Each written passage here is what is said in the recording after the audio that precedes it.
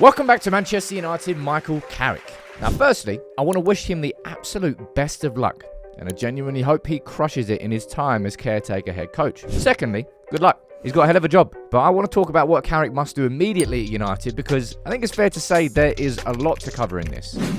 Michael Carrick will be coming in as United boss, head coach, manager, interim, caretaker, all of them. Anyway, Carrick's going to be in for the City game.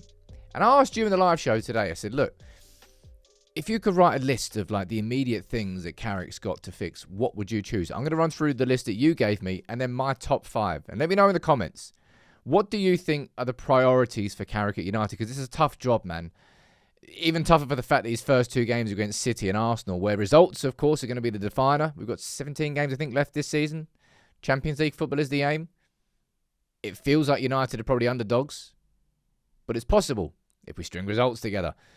Easier said than done.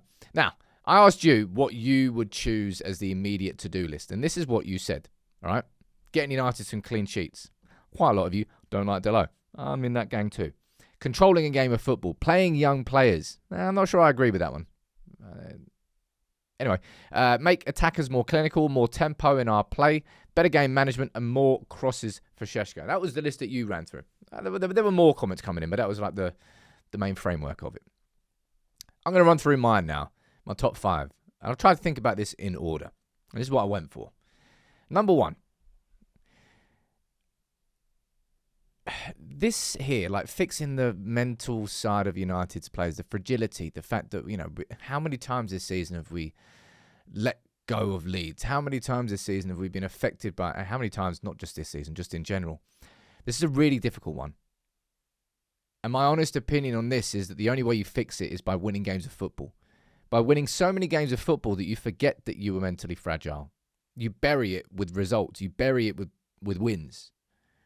So that's easier said than done. And I kind of said in the live show, I said, don't really mention the mental fragility. So I kind of undermined myself a bit there. But that really is the crux of it. Can Carrick's experience as a United player and dealing with it himself help him therefore be able to project that onto the players better? Maybe, and certainly midfield. But that's definitely number 1. And I think the only way you fix it is by winning games of football. How do you win more games of football? Well, you should go to number 2. For the love of God, Mike, can you please make this team better at defending? Oh, mate, it's been awful watching United. Well, it's just been awful watching United all season. We have been scoring goals, but we have kept 2 clean sheets all season against Sunderland and Newcastle. And that Newcastle one was horrible to watch. Sunderland's the only real game where we've controlled a game of football and got a clean sheet and deserved it. And it was actually quite comfortable and easy. 2-0 win. Nice. We'll take that. Make the defence stronger. Whether that's a better rest defence setup, whether that's an overall setup. And it probably leads into sort of points 2 and 3 and 4 kind of cross over on each other. But making that defence stronger, making United harder to score against. I'm not talking about going Jose Mourinho and just sit there and park and sit and don't go and attack. But he has to find a way to improve this defence, because without that, these next 17 games aren't going to go well. Case in point. Number 3 is something that I think will naturally come with Carrick's style of football. Bringing control to just bringing control to United. This is something that I think the club overlooked in the summer by signing Šeško and Bumo and Cunha and spending 200 mil on the attack and nothing on the midfield. You're overlooking United's inability to control a game of football.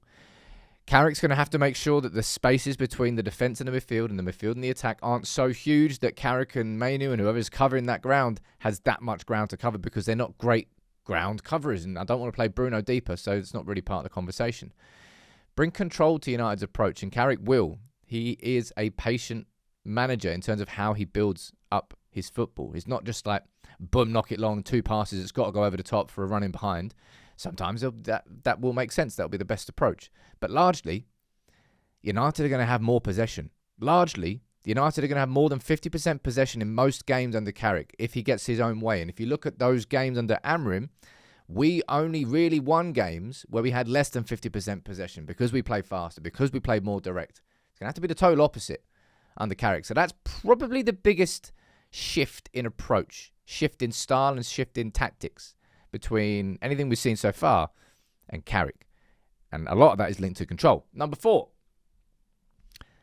And that's what I mean about better game management. It's kind of linked to number 3 as well. When you're 1-0 up, 2-0 up, have the ability to knock it back, to play it through your midfield, to play it centrally, progress it centrally, pass it back. Actually, just have possession for 2 minutes. You can't lose if you don't have the ball. Well, you can't lose if you do have the ball. That's the point. Complete opposite. But better game management and better subs. When we saw Ruben Amorim, I think I'm saying better subs more for when we need to get something from a game rather than seeing a game out. Seeing a game out, more to do with the approach. I suppose it can be to do with the subs as well. But better subs in terms of if we're going after a game, we all got really sick and tired of like-for-like subs, didn't we? Sometimes maybe put Ahmed at right wing. I'm sure Carrick will. But when the game calls for it, it's kind of what Fletcher did in that game against Burnley, and we should have won that game against Burnley. Brighton will just, let's just ignore that one. Subs can change the approach, can add something different, and the like-for-like swaps under Amorim didn't rarely change the game where we needed the game to be changed. So better game management, seeing games out. That links back to this sort of mental fragility, having the ability to see games out, having more control. As I said, they're kind of all interlinked, really. But wouldn't it be nice to... There's only a fraction, like I can probably count it on one hand. Games that I've watched Manchester United play and win comfortably. Like that Sunderland game at Old Trafford, 2-0. Weren't really threatened at any point. There's always heart attack in any game for United. Carrick's got to find a way to eliminate that. And number 5, and I don't know whether this is strictly something that he has to work on immediately, but I'll put it down here. I'm bringing some unpredictability and variety to the attacks.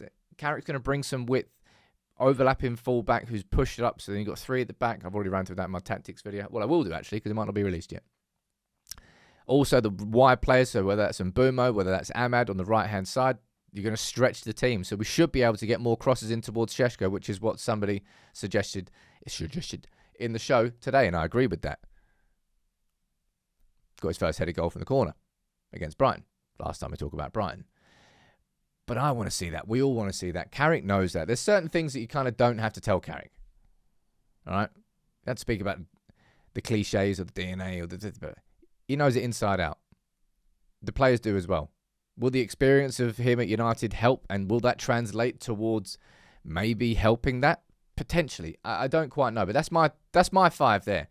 Helping fix the mental fragility in this team. Number 2, making the defence stronger. Number 3, controlling games better. Number 4, better game management. Number 5, some unpredictability going forwards. Whether it's sometimes going down the wing, whether it's a 1-2. But hey, look, allow the players to express themselves and give them the platform to succeed. The basics of management. But that's my sort of immediate list of what I'd like to see from Carrick straight away.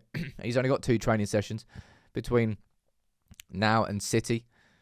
So he's going to have to get this across very, very quickly. So it might be the basics and certainly this first game. You can let me know what you think in the comments, but we're about to see Michael Carrick as Manchester United manager. Well, head coach until the end of the season.